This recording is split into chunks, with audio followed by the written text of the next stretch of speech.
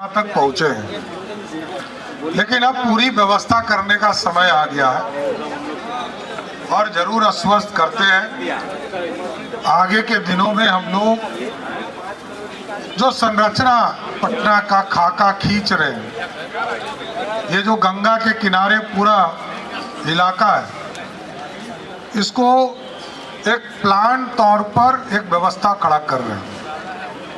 और एक मैदान नहीं, एक गांधी मैदान है जहाँ से सारे राजनीतिक कार्यक्रम भी होते रहे, लेकिन हम लोगों ने यहाँ लगभग 1 लाख पेड़ लगाने का भी निर्णय लिया है और साथ साथ इसमें कई फील्ड भी बनाए जाएंगे। उसमें रामलीला मैदान भी होगा और कई छोटे छोटे फील्ड भी बनाए जाएंगे। तो आगे के दिनों में, अब तो जगह भी छोटा पड़ रहा है शंकर जी, आपका बड़ा करना पड़ेगा, अब तो यहाँ के राजा आदमी हैं,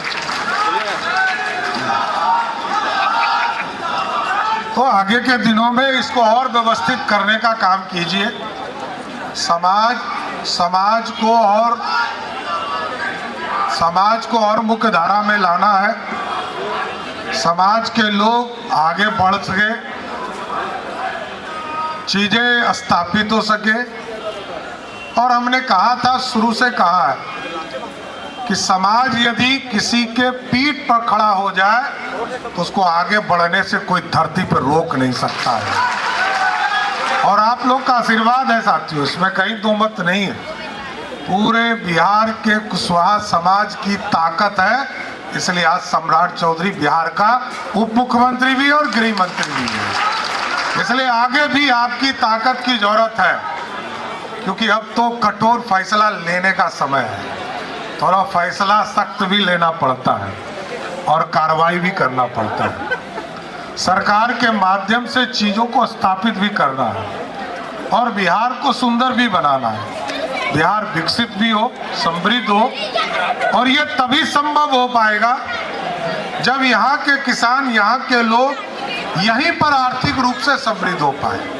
हमारे लोग बाहर जाते हैं, अच्छा नौकरी करने जाए कोई दिक्कत नहीं है, लेकिन कोई मजदूरी करने जाए, इस पूरे चेहरे को बदलना है। और आपने मौका दिया है, अगले 5 वर्षों में बिहारी बिहार में ही रोजगार पाएगा।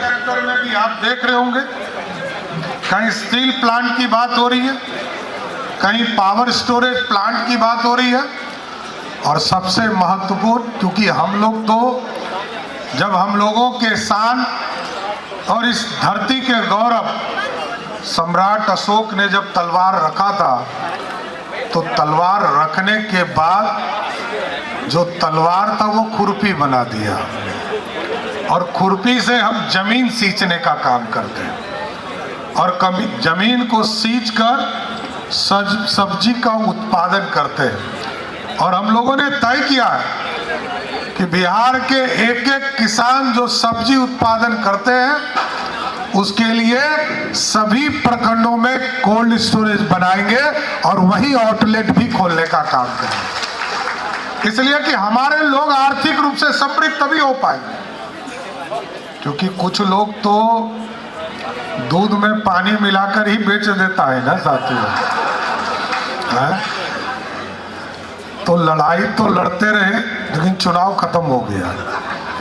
अब तो बिहार को ठीक करने का समय है और आपने ताकत दिया है, क्योंकि हमको कल प्रधानमंत्री जी से मिलना है दिल्ली में, तो आदरणीय मुख्यमंत्री जी के साथ, मुख्यमंत्री जी अभी निकल चुके हैं, मैं भी थोड़ा देर में दिल्ली चला जाऊंगा, लेकिन जरूर आश्वस्त करता हूं, जो मौर्य समाज ने बिहार में अर्थव्यवस्था खड़ा किया था, जो मौका आपके आशीर्वाद से, आपकी ताकत से, पिछले बार आदरणीय प्रधानमंत्री जी ने वित्त मंत्री का विभाग दिया था, मैंने पूरी वित्तीय संरचना को ठीक करते हुए एक एक चीजों को स्थापित करने का प्रयास किया है।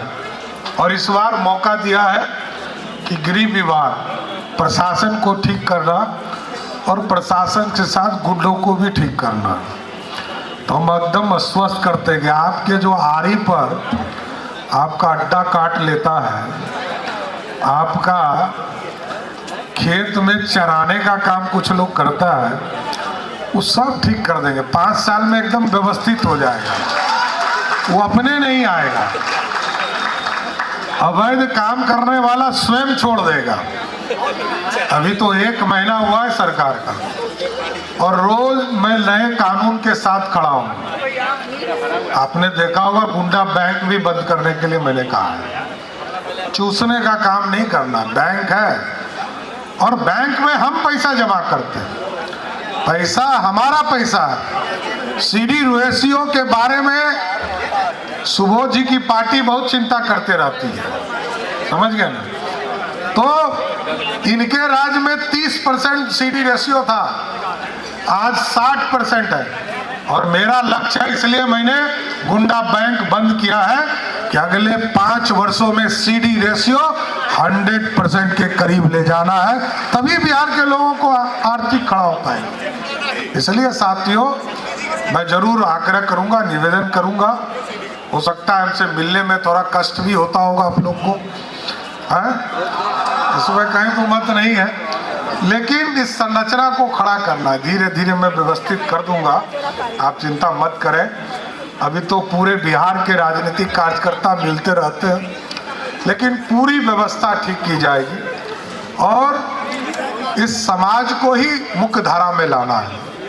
ये समाज अपने आप को कभी सत्ता में नहीं समझा, इस सत्ता के साथ जोड़कर बिहार के विकास के लिए काम करना है। इतना ही आग्रह करूंगा और फिर बात करूंगा बाद में आपके साथ। लेकिन मैं शंकर जी को, नरेश जी को, ये तमाम जो लोग समाज के लिए काम कर रहे हैं और भी कई संगठन समाज के लिए काम करने का काम कर रहा है, सबको मैं बधाई देता हूं। लगातार काम करते रहिए, क्योंकि ये समाज तभी बड़ा हो पाएगा जब सब व्यक्ति समृद्ध हो पाएंगे, सब लोग मुख्य धारा में आ पाएंगे। और ये तभी संभव है जब हम लगातार जगाते रहे, हम अत्याचारी नहीं बने। कुछ लोग सत्ता में आने के बाद अत्याचारी हो जाते हैं, अत्याचारी नहीं बनना। नीतीश जी के भी शासन को देख लीजिए साथी, 20 साल से वो बिहार के मुख्यमंत्री हैं, लेकिन पूरी व्यवस्था को उन्होंने ठीक करने का काम किया। आगे भी ये हम लोगों को ध्यान रखना है कि बिहार के विकास में, बिहार की आर्थिक स्थिति को खड़ा करने में, और हमारे लोग भी मुख्य धारा में खड़ा रहे। तो सबका सहयोग चाहिए, सबका साथ चाहिए, सबके विकास की बात है। और मैं दीपक जी को विशेष तौर पर बधाई देता हूं कि नए मंत्री हैं और मैंने इस विभाग में बहुत काम किया है। आगे इसको बढ़ाइए, आप नौजवान हैं, बिहार को आशा है कि आगे पंचायती राज भी आगे बढ़े। रत्नेश जी को बधाई देता हूं। पटना का बड़ा डिमांड होता था कि कोई कुशवाहा का बेटा एमएलए नहीं होता है, अब एमएलए भी आपके घर में है। मैं जब भी आता था तो यहाँ यही चर्चा होती।